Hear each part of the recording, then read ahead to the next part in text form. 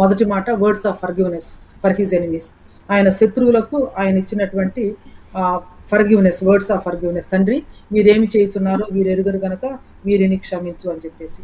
వీరు అని మనం ప్రశ్నించినప్పుడు అక్కడ ఎవరెవరు ఉన్నారు అనేది మనకు చాలా అర్థమవుతుంది. వాళ్ళెవరు, ఏం చేస్తూ ఉన్నారు, ఏం చేశారు, ఆయన వాళ్ళ కోసం ఏం చేశారు, దాని నుంచి మనం ఏమి నేర్చుకోవాలి. అక్కడ చుట్టూ ఉన్నటువంటి వాళ్ళందరినీ కనుక మనం చూస్తే చాలా రకాలైనటువంటి వాళ్ళు ఉన్నారు. యూదులు ఉన్నారు, అన్యులు ఉన్నారు, గ్రీకులు ఉన్నారు, రోమియోలు ఉన్నారు, శాస్త్రులు ఉన్నారు, పరిసయ్యులు ఉన్నారు, సద్దూకయ్యులు ఉన్నారు, మహాసభ, హెరోదీయులు, పండగకు వచ్చినటువంటి వాళ్ళు, విజిటర్స్, అన్ని రకాల వాళ్ళు ఉన్నారు. అయితే ఇంతకుముందు మనం అనుకున్నామే 3 మేకులు పిక్కోలేనటువంటి ఈయన దేవుడు ఏంటని. అలాంటి వాళ్ళు కూడా ఉన్నారు. ఎందుకంటే నీవు దేవుడు అయితే దిగిరా అంటున్నారు. నీవు దేవుడు అయితే దిగొచ్చి నిన్ను నీవు రక్షించుకో, మమ్మల్ని కూడా రక్షించు అని చెప్పేసి.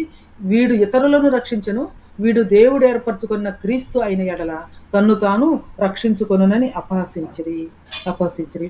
ఇలాంటి పరిస్థితుల మధ్య యూనిలేటరల్గా ఆయన ఏమంటున్నారంటే, తండ్రి వీరేం చేస్తున్నారు, వీరెరుగురు కనుక వీరిని క్షమించు. సిలువ అనేది క్షమాపణ వర్తమానం. Gospel is a message of forgiveness. Jesus dies forgiving. ఎందుకంటే the whole saving act of crucifixion was in fact a symbol of divine forgiveness.